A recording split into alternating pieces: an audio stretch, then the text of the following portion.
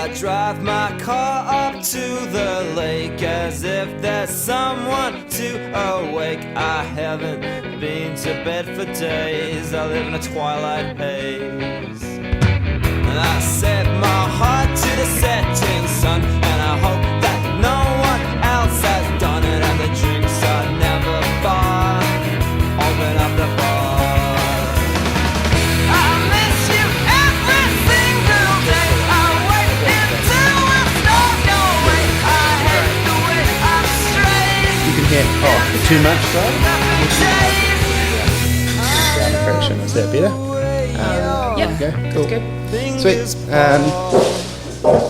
Yeah. So, Ashleigh, welcome back to the podcast. And look, we've just been nattering away while I've been preparing you your coffee and talking about the ins and outs of caffeine and tea, lack of sleep. Milton worked 18 hours yesterday. Oh wow, that's insane. Yep. I'll take my mother-in-law hat off there for a moment. I feel good. Yep. It's not a bad thing to do. Yeah. Honestly, and with the temperature at the moment, it's been so difficult to sleep anyway. Yeah. Yep. May as well work. Or play games or watch TV. Sweet. So, look, it's been like a year since you came on last, and originally you came in and you talked to us about, during the lockdowns and the employment law type of thing. And I've been tracking your career and progress on Facebook and social media and stuff. And, you've been getting a whole bunch of different cases coming through. Bring us up to date with, some of the highlights and lowlights of what's been going on. Gosh. Okay, so the highlight can be summarised pretty easily is that I won some cases that some big lawyers said I never would, or said they were impossible. So then what I call my impossible cases. Yeah. In particular, I think we may have talked about it when I was last here, and that was with the family carers. So under the vaccination order, they were saying these people are meant to be vaccinated. That's right. And so I was representing a whole bunch of parents that were being paid to look after their children, very disabled children, who then had that income supply completely torn off them because of the vaccination order. Yeah. And so they had gone from maybe about $1,500 a week to about $300 a week. And that invariably affects their children. So we went to the Employment Relations Authority and we failed. We appealed that to the Employment Court and we won. And the Employment Court essentially said what we argued, which was that it's absurd to include these parents in the vaccination order because whether they're terminated or not, they're still around their children. Yeah. The purpose of the vaccination order was never to get everyone vaccinated. It was to keep people healthy and safe. Right. And so if you look at it from that angle, these kids or anyone that these people are caring for are exposed to the same risk, whether they're being paid or not. And a lot of the time, these people are actually, they're still working, right? Their parents, they're not just going to go and stop. So I was actually successful in having all these family carers completely back paid through to November. Wow, that's fantastic. What was there? Do you feel like opinion changed? Like, does that happen, or well, I think it happened over the period of time, and as things went on, possibly, it was a kind of a moving thing. People were slowly changing their opinion about what was sort of acceptable and what wasn't acceptable. At one point it was pretty rigid. Yeah. So can that happen with the law as well in some respects, or? I don't know if it's necessarily the law. I mean, my experience in the court has always been really positive. But there is, I guess the best way to put it is like less of an emotional backlash. Right. I found, and I think we all found in, say, 2021, there was a lot of emotions. People were scared of getting COVID. They were scared of getting the vaccine. They were scared of just all of this and what it meant. And I feel, of course, once we had that big wave early 2022, after that, those levels of fear really started to diminish. Vaccination policies were being pulled, people were getting COVID. And I think that's really helped. I went from being in a space where a lot of lawyers sort of hated what I was doing, or they were being quite public and vocal about what I was doing, to now saying that they agreed, at least with my position of access to justice, or so even that mindset has made it easier, I think, to progress cases through. Yeah, which is cool in some sense. It's kind of difficult to hear in others. But, you know, it's great that people can change. And I think we should all give people the grace to be able to change their mind, like that leopard changing its spots, right? Yeah. But that's kind of how I've approached it, right? Is I think I've gone through some hard times, and every time I think, you know, people were just scared and driven by fear, and just try not to take it personally. Totally. Probably easier for me to say than others, but that's how I approach it. Yeah, that's an awesome way to approach it. Coming at something like real black and white, you know, experts, and I mean, I don't want to sort of, experts have their place, but often they're wrong. In the case of the Canterbury earthquakes, maybe. Who knows? I mean, I didn't even know what the experts thought, but I didn't know that there was going to be an earthquake in Christchurch. I didn't think anyone knew that. Yeah. It was kind of pretty low down on our radar. We were expecting the main divide to go, right? And then... I don't remember either. I just remember it happening. So. Yeah. So, far out. Oh, that's awesome. And you've also, submitted a sort of application to practice law by yourself? Yeah, so I guess in a nutshell, right now I'm an employment advocate, so I don't need to be a lawyer to do the work that I'm currently doing. But you are? But... Or no, yes. So I'm actually not a lawyer at all. Oh, right. Yes, so I've got my Masters in Law, and I've been admitted to the bar, right. And I previously worked in a law firm. Right. So, you know, going through COVID really taught me the importance of being able to provide a wraparound service. You know, I knew there was COVID legislation through and through for the employment jurisdiction, and it became clear at some point that what if I could help this in the WorkSafe sense? What if I could be helping businesses understand their obligations a bit better to WorkSafe and to the legislation rather than to the employees? Yeah. And what stops me doing that is not being a lawyer. Oh, okay. And so it became clear to me that actually I can do a lot more as a lawyer. I can step outside and just provide a more wraparound service. Yeah. And so I started taking the steps to be able to be a self-employed lawyer, and which is a whole other series of steps you've got to do than just being an employed lawyer. Yeah, I see. But really, I guess the long and short of that is the New Zealand Law Society have declined my application. They've said they don't think I appreciate what it means to be a lawyer.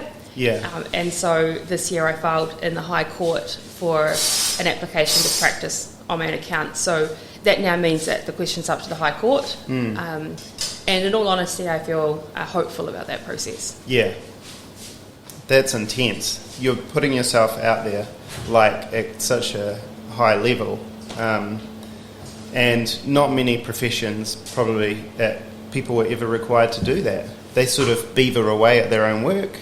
It's all kind of accepted and stuff like that. And well, yeah, I mean, look, I could have taken the traditional path. That is, to be able to be a self-employed lawyer, you need to work under a lawyer for 3 years. Yep. And in all honesty, the reason I wasn't able to is I had a pretty poor experience in a law firm. Yeah. And it left me feeling that sometimes law firms just aren't safe environments, maybe particularly for people like myself who have autism and ADHD. And I went into self-employment, and then of course COVID hit. I wasn't going to get back in employment anyway. There's a whole other raft of issues. And so, yes, there are a lot of people that just slug away and do that, and that's fine. But what I want to show is that there are alternative paths available and showing a way of perseverance. Yeah. And if there's any one thing that the law should be able to do, it should be able to grapple with nuance, right? Yeah.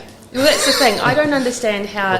So I've got 5 years total in the space. Yeah. And of that, I've been working 2 years in legal aid. Yeah. Now, the Law Society say that doesn't amount to legal work for the purposes of their act. And I just don't understand it. You know, that's the nuance that I'm the 1 in a million sort of person that I think the legislation allows for. Yeah. Yeah. But it'll be interesting to see. I've got my first call on the 27th of February, so that's sort of when we get all our dates and we figure out what's happening. Yeah. Terry Pratchett famously said, 1 in a million events happen 9 out of 10 times. Which, that's kind of almost goes back to that expert thing. Yeah. Where they say this could never happen. Or this, this is what's going on. Hey, that's cool. So, and you mentioned ADHD. How's that going for you?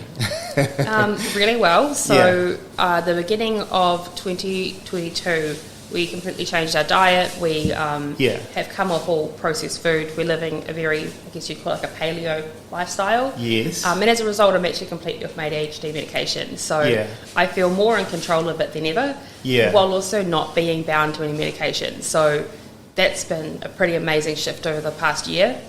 Wicked. Yeah. So describe to me, who doesn't really know much about ADHD, what was the worst what was a bad day, or what was it like when you were at your lowest according to ADHD? So I guess like a bad day is there's just a lot of noise in my head, right? It's kind of like anxiety in a sense. It's just you've got a lot of noise about what you should be doing and how you could be doing better, and it's just constant, this feeling of just pressure and needing to do things. And that kind of leads to problems remembering, making stupid mistakes, just not really feeling in control. Yes. I guess that's probably the easiest way to put it. And so for me, it was just always this feeling of pent-up anxiety, and I couldn't do anything with it. The medication did help when I was on it for a while, but I found that what would happen is I'd be on medication from, say, 8 to 5, and then come 6, it all just flooded back. Sorry, is that when you actually started taking the medication? Yeah. So, I started taking medication maybe about 2 years ago. So I was medicated for about a year, and then not medicated now for another year. Oh, right. Yeah. Sorry, so you didn't take it...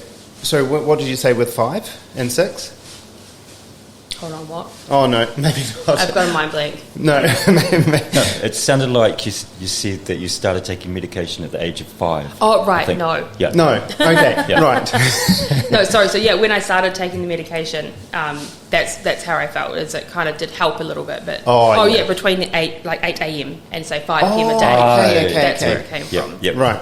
Yeah, so if I take it during the day and then it's at 6 p.m, it just all flooded back and it was so much worse. Is that right? And it ended up then my doctor was like, why don't you just try taking more medication at night? Oh.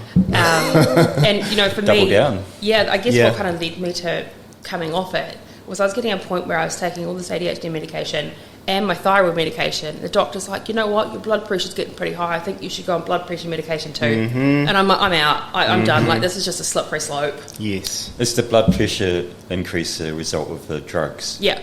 Oh my goodness. Yes, on both of them, because thyroid medication will do that, and also the ADHD. So I was like, and I'm overweight. So I was like, all of it, I'm done. Yeah. Look, I'm going to say another quote. I think it was Robert. Is it Thomas Sowell? Don't ask or is me, it man. Robert? I can never remember his first name. Mr. Sowell. Tell me the quote first. Okay, well, I'm going to butcher that as well. I may as well not stop butchering his first name. There's no such thing as a solutions, but only trade-offs kind of thing. And man, I think the more I hear stories... It sounds like a Thomas Sowell. Yeah. The more I hear of Western, medicine, medication, and the pharmaceutical industry and stuff like that, and their so-called solutions, and the, taking a nausea pill, and in the side effects, there's maybe you'll get nausea. It's kind of like, well, okay. Yeah, I definitely felt that, and particularly when I came off my ADHD medication, I'm also actually complete with my thyroid medication, which I always thought I'd be on for my life. Yeah. Just from sort of, I guess, taking the approach that food is medicine and be able to get your nutrients through it.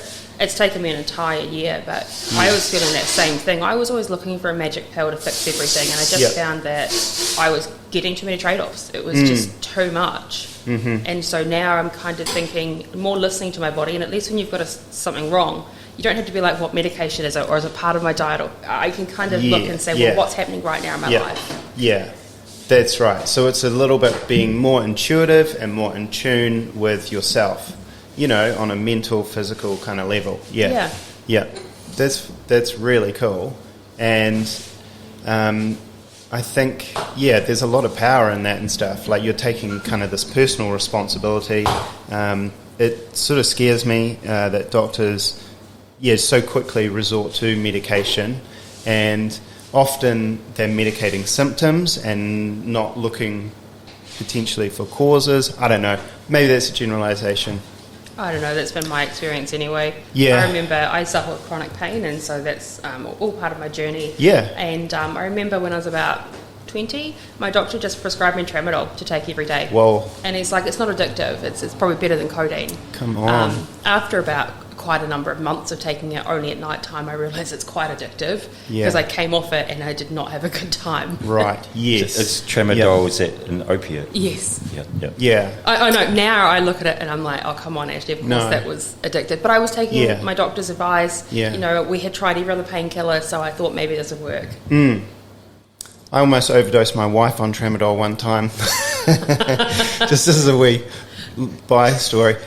After one of a caesarean, it was my job to do the pills, and you know, it didn't take away the pain, so I just kept on putting it in there every so often. But then she started getting pretty sleepy and groggy, and then I was like, whoa, what's going on? And then, but she still felt pain. She was kind of sleepy and groggy and still had pain, and I was like maxing her out on the pills, and you know, it's not a good time because, you know, the baby is breastfeeding and stuff like that, and what's going through the milk. And anyway, we went and saw the specialist again, and he put us back on track.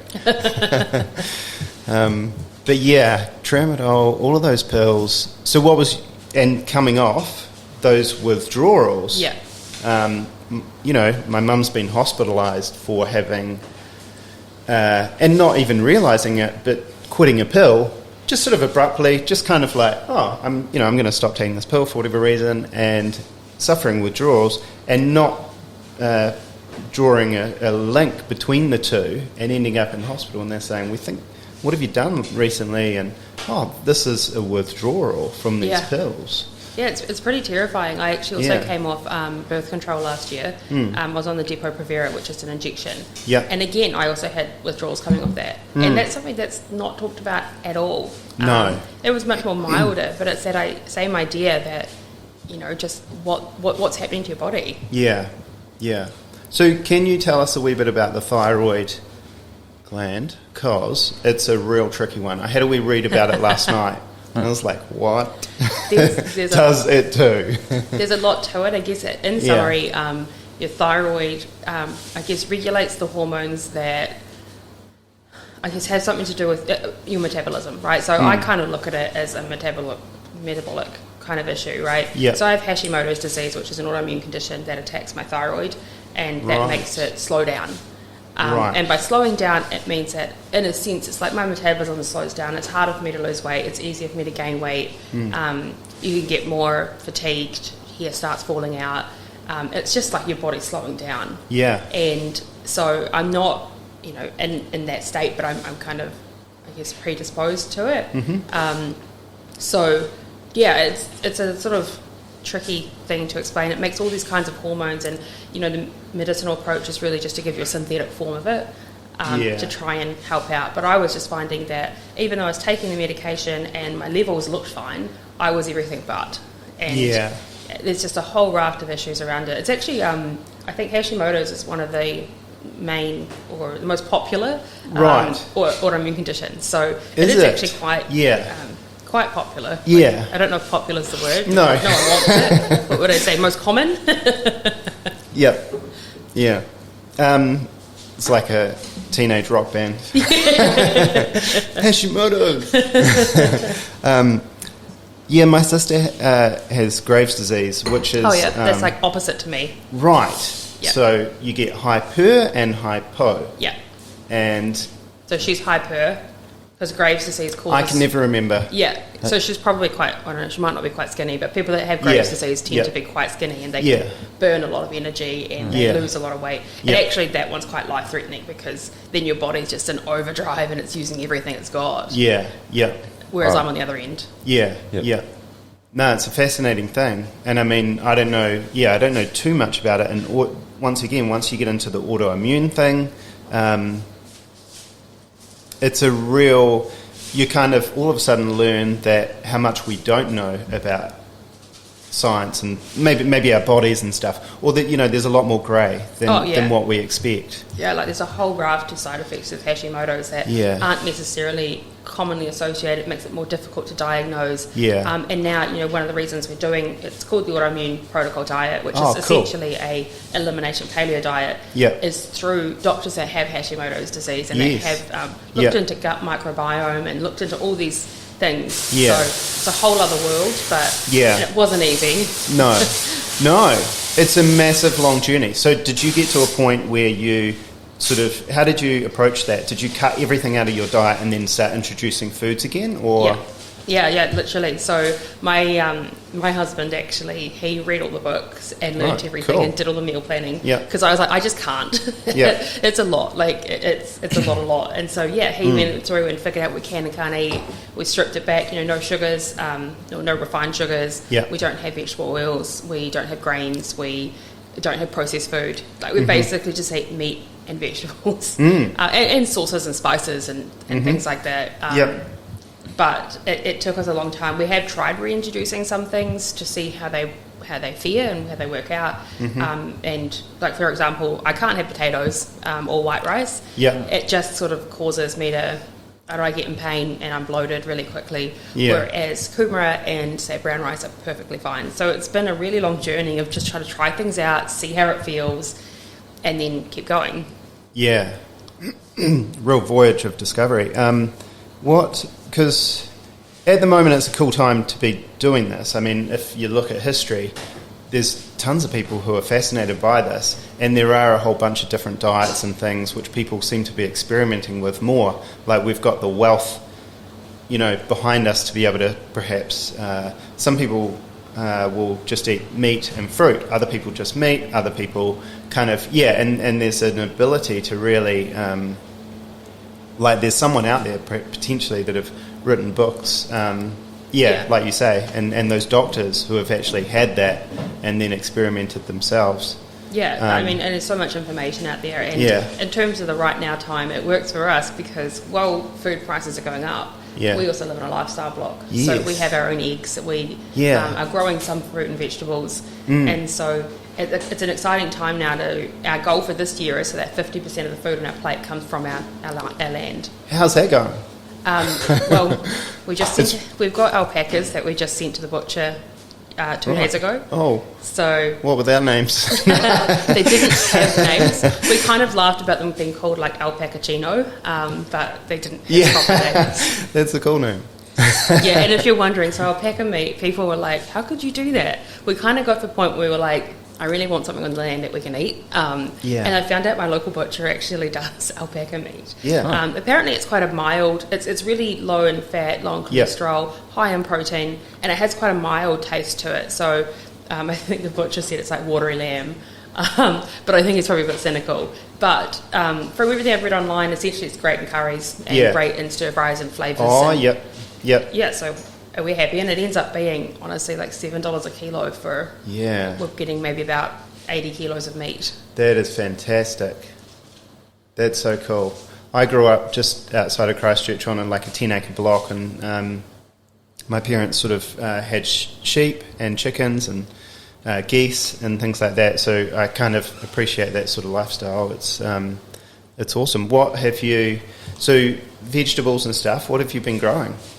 So we don't have a greenhouse up at the moment, so just what we can. So we've got courgettes, we've got capsicums, we've got spinach and lettuce, lots of tomatoes. Just some real basics, but we're looking to hopefully get a greenhouse up. We did put one of the cheaper ones up, but we just live too rural, it just fell over in the wind.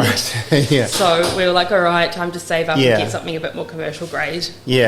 I love gardening. It's such a cool thing, and I've learned so much over the years when I first started growing stuff in in a flat where there was a little bit of land, and then gradually just you learn something every single season you do it, and you can tweak things, locations, the working on the soil, the varieties, and it always surprises me and kind of horrifies me how much water is required to actually produce veggies.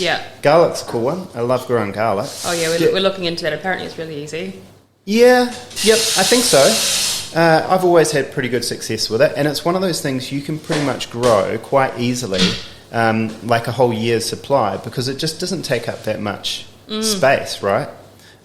So the saying goes, you plant it on the the shortest day in winter, and then harvest it on the longest. Okay. It doesn't always obviously fall perfectly like that, but it's a cool one, and it's just amazing having and then trying it and then having it all year round, your own garlic. And that's one thing that you can, because often, right, the seasonality of food causes a problem, right?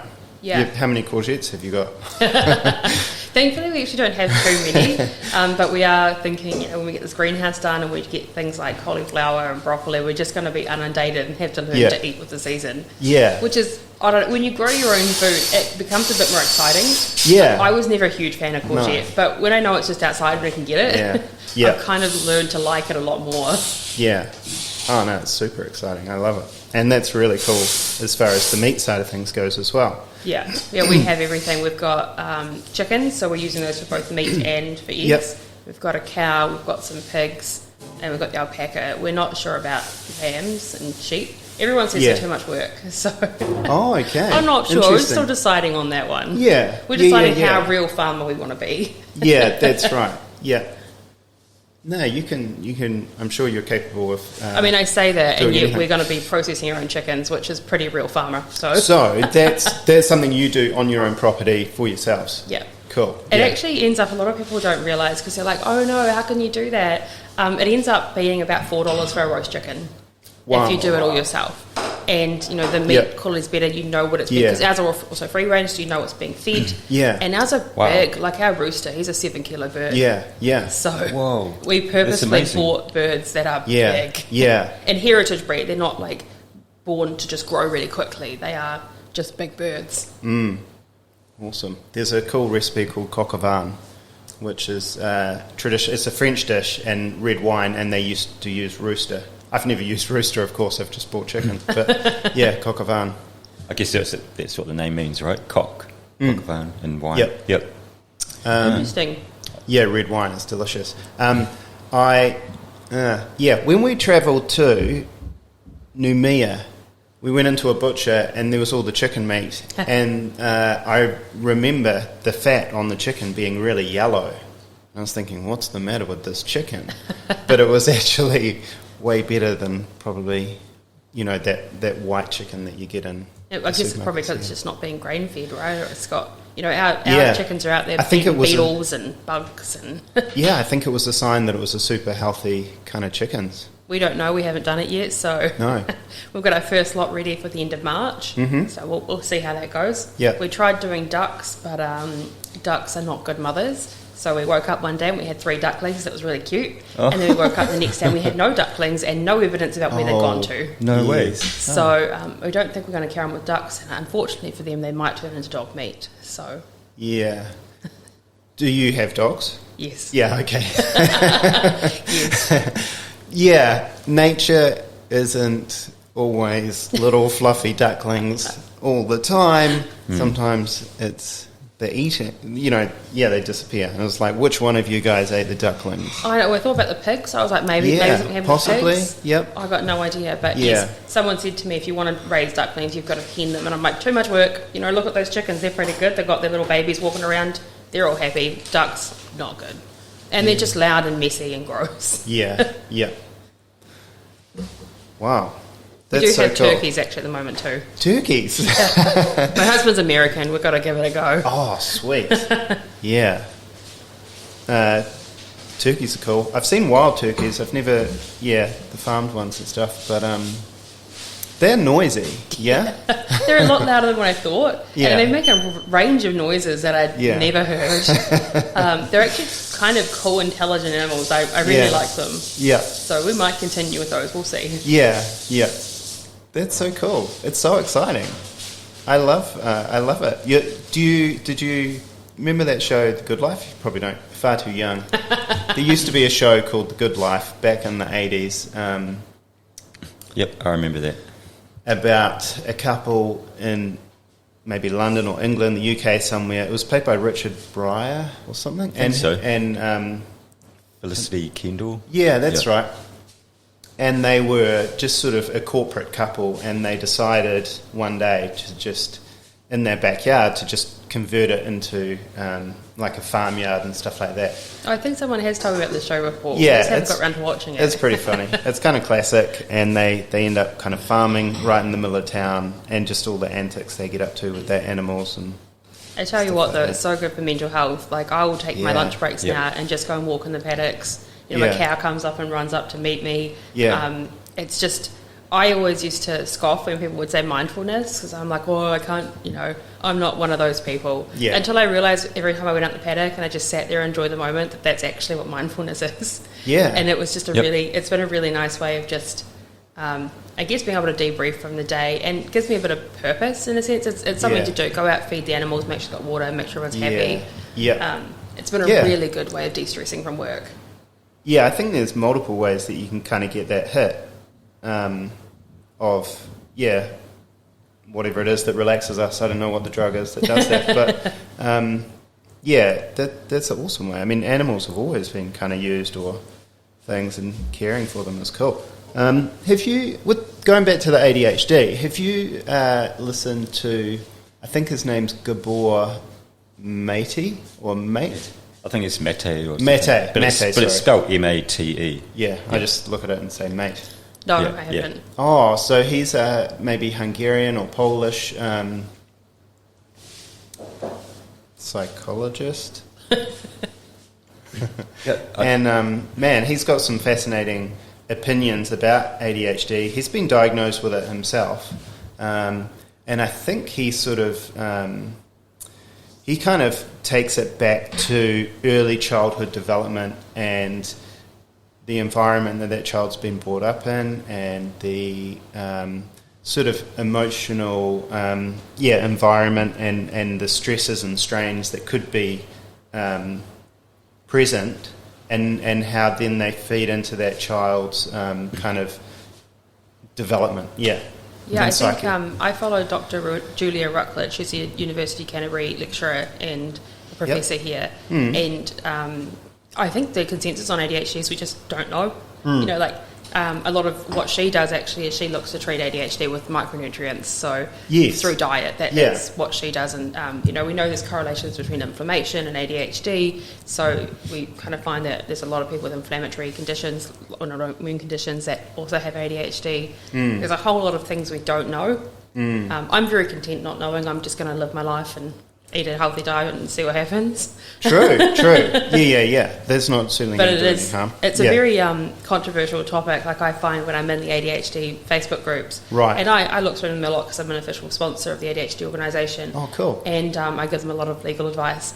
The minute you kind of say you're taking a really healthy approach, it's taken quite difficult. And I think because people find that as if you're attacking their diet, it's almost they feel, I guess, personally attacked when you take that approach. But for me, it's not. It's more about really addressing the state of our health system. A lot of people can't get diagnosed. It's too expensive to go private. Medication's not working for them. And so, often for me, I'm like, look, if everything else failed, try this. Like, it seems extreme, but if you've got nothing else left, then why not? I mean, that's the point we were at personally. Yes. Yeah.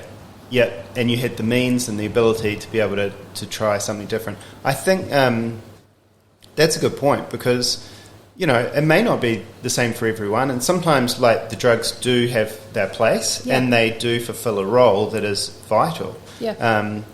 And so it needs to be, once again, like a bit of a nuanced approach about it.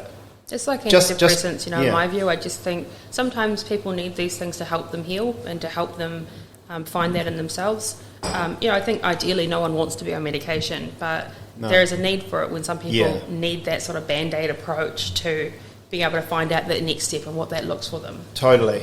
And that shouldn't, and the stages come at different times and they last for different durations and stuff like that. I was listening to a guy the other day, Rico Gomez, and he's just based in Christchurch. He does a lot of neuroscience stuff, And one of the interesting things he said, he talks about thoughts and how thoughts are physical and the difference between the brain and the mind, the brain being physical, the mind being immaterial or whatever, you can't physically hold it, and how negative thoughts produce toxins within the body, and then the body has to physically deal with those toxins, and how they can rob us of nutrients and good stuff that we're... So, some people potentially are eating all the right food. There's a need to kind of maybe clean up your thought process and stuff like that. Not you personally, but just everyone. Well, everybody's got that. That's right. I mean, yeah. Like thoughts like, deep down resentment, bitterness, man, they're ugly. They're so toxic. They must have a feedback system going into your body. They have to. Yeah, I went to a talk actually once by Kate Billing, and it was about imposter syndrome. I'm not going to remember all the statistics she brought up, but it was pretty amazing when she said, actually quite a high percentage of all your daily thoughts are negative, and those are just the thoughts that we're actually like perceiving. There's a whole range of thoughts that don't ever get made into words for us to understand. And so part of it is understanding that we're going to have negative thoughts and just don't grabbing onto them. And I find that really helpful for things like imposter syndrome when I'm thinking I'm not good enough or I can't do this. It's just thinking, it's just a thought, it's not who I am, it's not me, let it pass. Yeah. And, I found that kind of approach really helpful as well, especially as I do have anxiety. But everybody's got that anxiety, It's real... That's at the highest level, people that you sort of assume don't have those thoughts, It seems like maybe it's even more prevalent at the highest level. The All Blacks, the sports people, the musicians, the people. Well, of course they have them. They just sort of process them or whatever. I mean, everybody's just the same. We're all the same human being. Yeah. But I didn't know that was called imposter syndrome. When you think, I'm not good enough and all that. Is that what it's called? Yeah. It's quite a common thing, and it's something I've certainly experienced, through my career of being younger. But it's something everyone does at some point with respect to something. Oh, 100%. It's that fear of failure, I guess, in a way, and just that continually telling yourself. And for some people, it's enough to make them quit. Well, the flip side of that is just not thinking that and just thinking you're amazing all of the time. I want some of that. But potentially, you could just be like a massive ego and like a big fat head. So, a little bit of... You've got to question yourself a little bit. Well, it's a bit of balance. Totally. Yeah.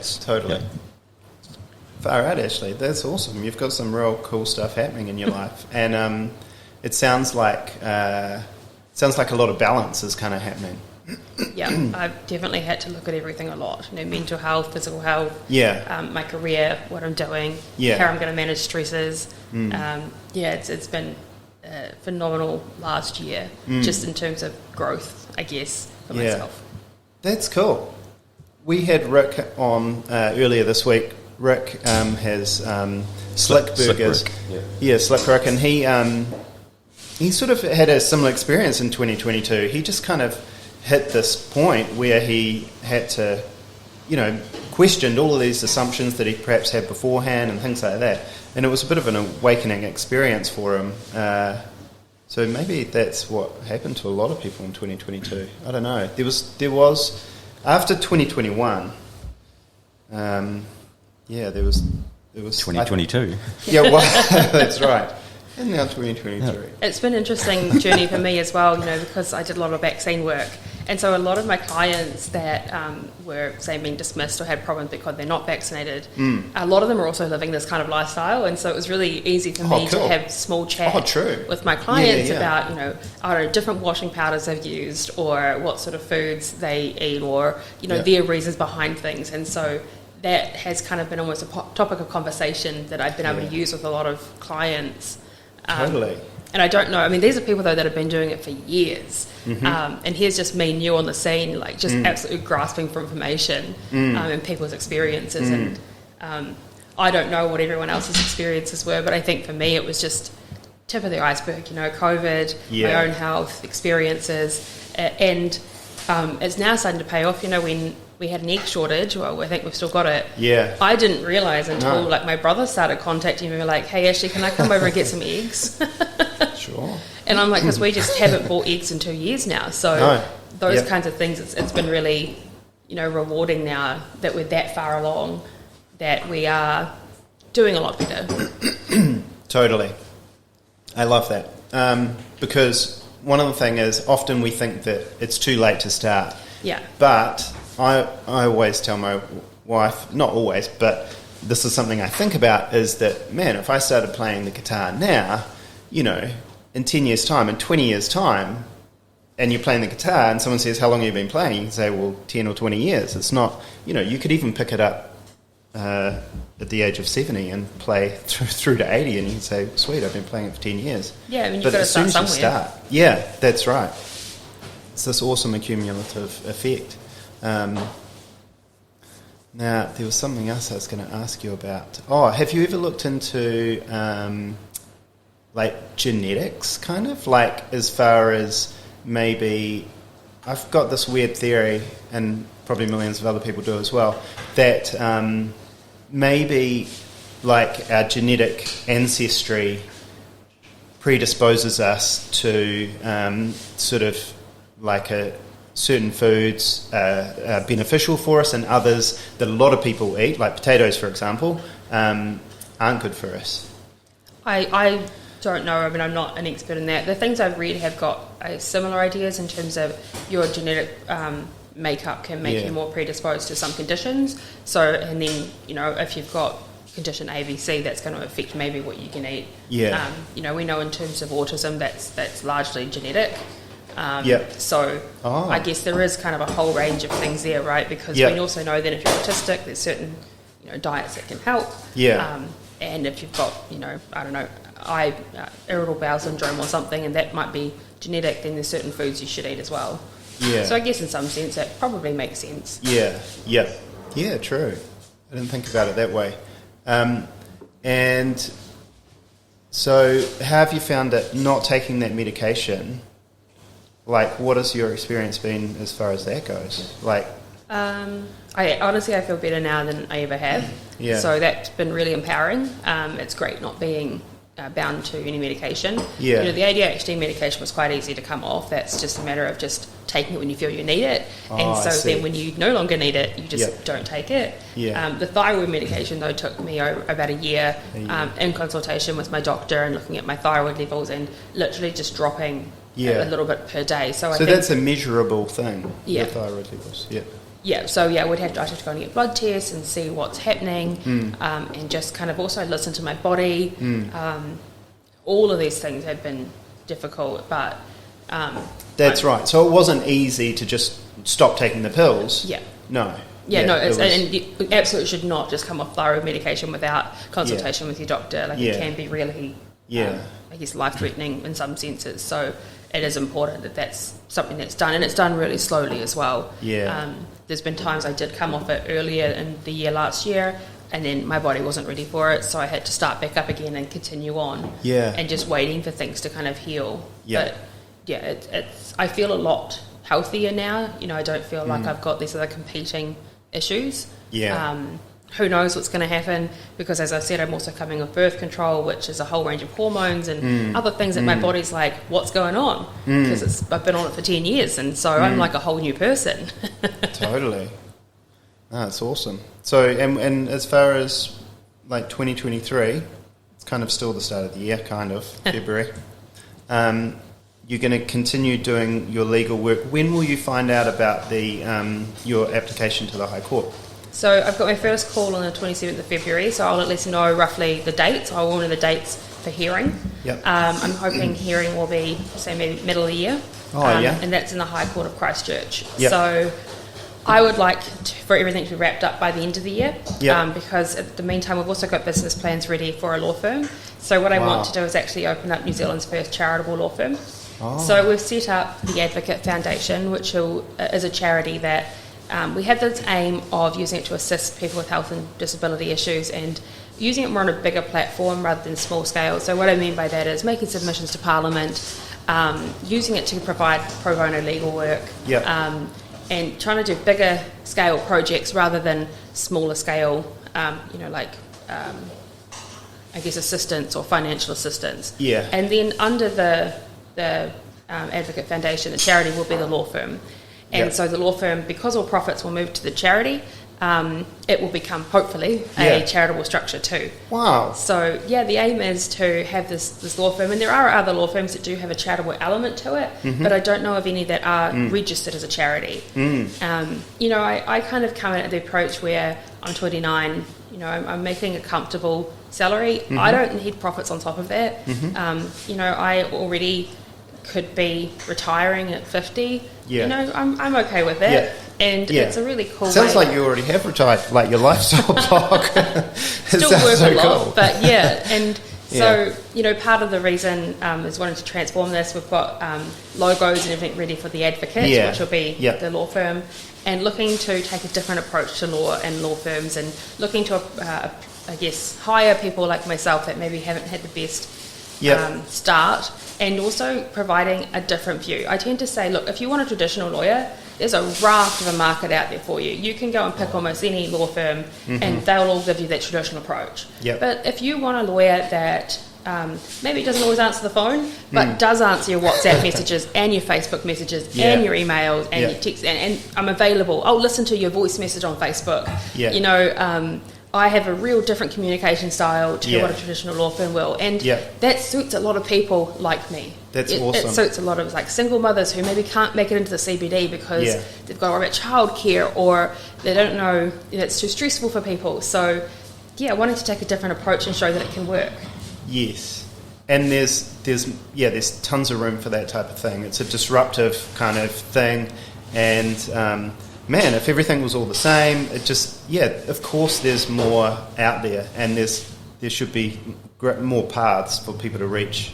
Well, and I think that's it, and there's definitely a market. I mean, I'm doing well. I've got clients that I sometimes don't talk on the phone to them at all, and they enjoy that as well. Like I said, I do represent a lot of the disability community, and there's definitely a market for people that are different. And I think that's what I really want to show. Lawyers will say to me, I can't believe you have an office. Or what do you mean you don't really answer your phone? And I'm like, well, it works. You've just got to, it's about accommodations. And accommodations I provide myself, and the accommodations I provide my clients. So, what's your gut feeling about, first of all, with the application and stuff, you'll have to go in there and you will have to speak and present your case. And is there another side? Is there a side who's coming against you, or no? Yes. So it's the Law Society. The Law Society. So the Law Society have filed a notice of opposition. So essentially that means they opposed my application.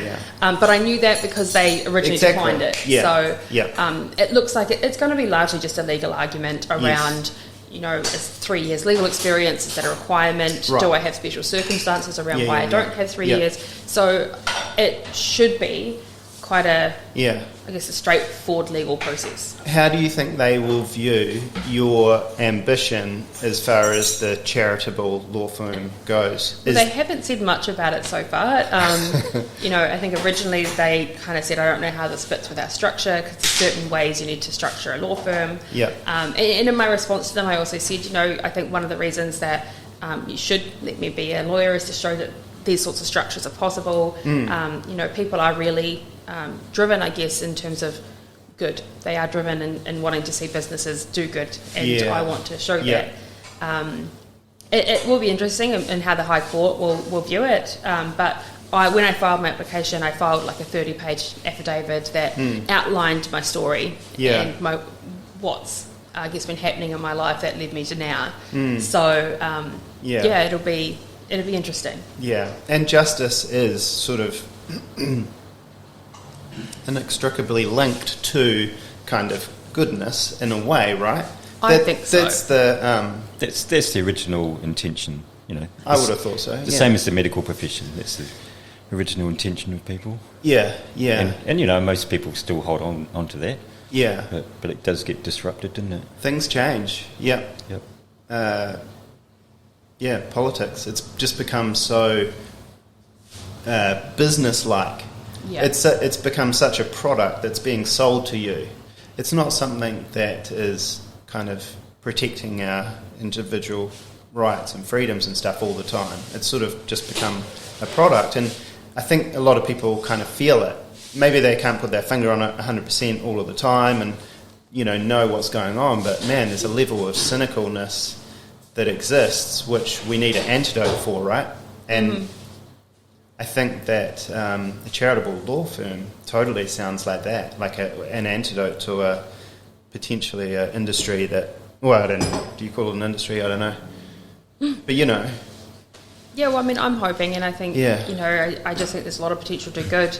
And a lot of the profits that go up to the Advocate Foundation, we can bring back down to do pro bono work if we need to, because that's one thing I've found in my work is there's a lot of people that don't meet the legal aid threshold. Maybe they earn too much, but they are still very much working poverty. They really need assistance and need legal representation. And so being able to do things on pro bono allows us to kind of put the resources and time into it without feeling too stressed. And also in the same hand as doing like legal submissions. So when Parliament say we're proposing this legislation, we'll be able to provide some really high level submissions, which would promote views of people that are disabled or promote the rights of. Yeah. No, Ashleigh, you're totally essential. I'm just imagining, imagine the medical thing, and do you know all of the surgeries that are backed up, 30,000 or something of them, and it's going to take, 10 years to go through all these surgeries. Many of those people are in situations where they're in pain daily, and it's just totally kind of, unacceptable. And I understand it's a logistical problem and all sorts, but, there are surgeons which will donate their time. Yeah. And they will create surgeries, or there's dentist practice that do that as well. So, I mean, why not have a legal thing addressing some of the overflow or some of the stuff falling through the gaps and stuff? Well, that's it. And look, I mean, there are a lot of law firms that do a lot of good. Yeah. Part of it, though, I think, is the advertisement part, is there's a lot of law firms that might provide low cost or low bono, pro bono work, but that they don't necessarily advertise it. And in a sense, when you don't advertise it, people don't know you're there. Yeah. And so that does become a barrier. Yeah. And so what we're wanting to do is, I mean, just like I did with the vaccine work. Yeah. It's one of the reasons I was so loud on my Facebook pages, because people were finding it really difficult to find legal representation. So if I was to do it but not really tell everyone, you kind of have that same effect of just limiting access. Yeah. Whereas here I was kind of waving my flag like, look, guys, I will represent in this area. Yeah. Even though I'm vaccinated, and I was very clear about that from day one. But because I was really open about it, talked about access to justice, talked about just rights and obligations, that people just felt that they had an avenue to have their claims heard. Yeah, and that's the hashtag power to the people, right? Yes. Yeah, I love that. I always hashtag knowledge is power and power to the people. Yeah. Because I think that part's important. My job isn't about winning cases, despite what people may think. My job, I am doing good at my job when I'm able to give people that ability to have their cases heard. Yeah. Because that's what access to justice is. It's about accessing it. It's not about winning. And don't get me wrong, part of my job is being able to tell people what I think in terms of their cases. But when you've got cases like vaccine cases, where honestly, we don't know. It was, brand new, hasn't been tested, and it's not for me to say whether or not these cases are going to be successful. I mean, look, I did have to put a threshold on because I had a lot of people contacting me. Yeah. There's a lot of people I had to say, look, I need to take the cream of the crop. I need to take the cases that I think are going to have the biggest impact. But I tried my best and tried to refer people where I could. Yeah. And often, I'm not entirely sure about law, but there's one case which will sort of define others. Well, so, it makes sense sometimes going for... Yeah, like my family carer case that I told about at the start of this podcast.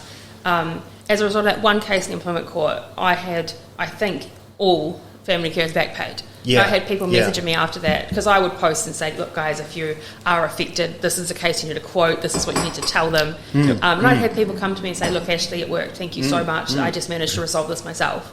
And because we had that case sitting there, it helped. There's so many more. I think the employment court, the chief of the employment court, she wrote once, and I really enjoy it. You say, well, for every one case that's resolved in the employment court, you've got so many in the shadow of it that you would never know about that just get resolved through the system. Yeah. Is that because you're dealing with a government organisation, and when it sort of concedes on one, it just does all of the carers kind of thing? It sort of treats it as actually, the family carer case wasn't even against a government organisation. It was against Royal District Nursing Service. Oh, okay. Yeah, so, by getting that bit of case law at the employment court, which is quite high level... it can transcend organisations. Yeah. Yeah. And a lot of the facts are very applicable. And look, for anyone, if they wanted to try and get a different ruling, they'd have to go back to the employment court and then win. And then likely go to the Court of Appeal. Like, a lot of companies at that point just said it wasn't worth it. Also, it was only about a month after that case that then the vaccination order came down. So, yeah. Wow, man. That's a lot. Actually, the legal charity that you're looking at implementing, are there any other examples of that overseas? I've only found one in the UK. Right. Yeah, so I've actually got lawyers right now helping me set up that process. That they specialise in charitable structures, and I asked them to do some research because they wanted to see how it works.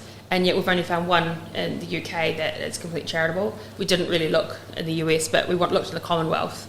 So it is very new. Rare. But these are times of a lot of changes happening. Yeah, I think it's a good time for innovation, right? And it's a good time for disrupting, and it's a good time for showing things that are new. Yeah. Is there a specific focus that they have, that law firm in the UK? Does it? I think from memory, the one that the law firm in the UK do is more about setting up like a referral network for lawyers that will do pro bono work. Yeah. And so that's kind of them, where it's going to be more like in-house, a law firm itself. So still quite different, but I think it opens the door to show law firms that you can have a charitable aspect to it. Yes, we'll be sending all profits, but law firms don't have to do that. Even 1% of profits to charity does a lot of good. And I think it's also, I don't know about a lot of people, I am as a consumer driven by that same mentality of wanting to, if you're going to pay $10 for one product here or $10 for one here, but they give some of their profits to charity, I'm going to pick the one that gives some of their profits to charity. Yep. Yeah.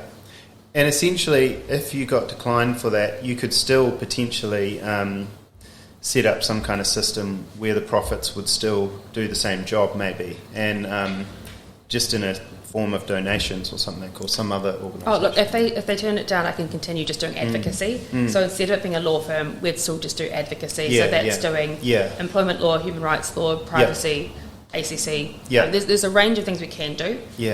Part of the wanting to be the lawyer is just I can kind of expand that bubble a bit more. And also give young graduates more of a chance, because as I figured out, getting that 3 years under a law firm is pretty critical if you want to go and start your own practice. And so if I am a law firm, then I can give that. Yeah, I see. That is a disrupting entity. Yeah, well, I think which is great. I've been known as a bit of a disruptor now, so might as well continue with it. Yeah. Hey, thanks so much for coming in. Like, we've been talking for an hour now. Now, the breakfast that we're going to make you is scrambled eggs with cream and avocado, no toast. And cooked in olive oil. Cooked in olive oil or butter. Sweet. Yeah. Got some nice olive oil. No salt? Yep. Oh, salt's fine. Salt's fine. Cream's good. And you're going to make this public, you'll get people just like me coming in here now with all these needs. Yeah. Well, we can. We can. That's the thing. And is the lemon juice okay on avocado? I actually haven't tried it, but it's awesome. If it's good, I'll give it a go. My son can eat he's like 7, he'll eat a whole avocado with lemon juice squeezed on it. Just by itself? Delicious. Yeah. Anyway, thanks so much for coming in, and I look forward to hearing what goes on over the next year. Thank you, and I guess just for anyone else following, so a lot of people probably already follow Ashleigh the Advocate, but I do have a separate Facebook page for that kind of health and wellness journey called Living the Lifestyle. So you can find that usually on Instagram or Facebook with Living the Lifestyle NZ.